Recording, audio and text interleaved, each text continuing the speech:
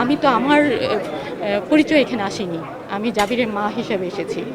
আমি চাই আমার সন্তানের হত্যার সাথে সমস্ত হত্যার বিচার। আমি সর্বপ্রথম এখানে দাঁড়িয়ে আছি আসলে একটা রক্তাক্ত জায়গায় বলতে হবে, কারণ আমার বাংলাদেশ পুরোটাই রক্তাক্ত ছিল।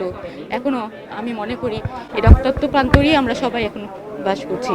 আমি জামাতে ইসলামী বাংলাদেশকে ধন্যবাদ জানাই, ওনাদের একটা সিট আমাদের শহীদ পরিবারের জন্য স্যাক্রিফাইস করার জন্য।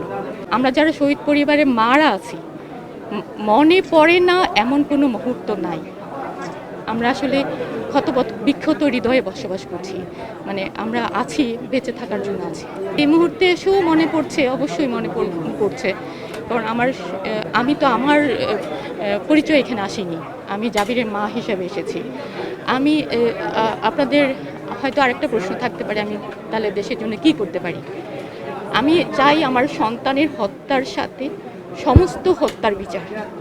ইভেন আপনাদের যে সাগর রুনি হত্যা, আমি অনেক দিন থেকে দেখে আসছি এই সাগর রুনি হত্যা, এই বাচ্চা দুটো এভাবেই মারা গেল, এখনো পর্যন্ত কোনো বিচার নাই।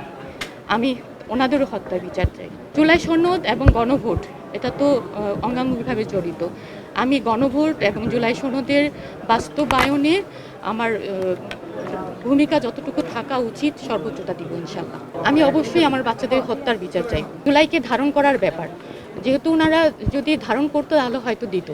আমি যেহেতু জামাত ইসলাম ওনারা প্রথম থেকেই জুলাইকে ধারণ করেন, সেই জন্য ওনারা আমাদেরকে শহীদ করে দিতে। অবশ্যই আমার ছোট্ট ছেলে, হ্যাঁ, উই ওয়ান্ট জাস্টিস লিখে সে রাস্তায় দাঁড়িয়েছিল, সে স্লোগান দিচ্ছিল।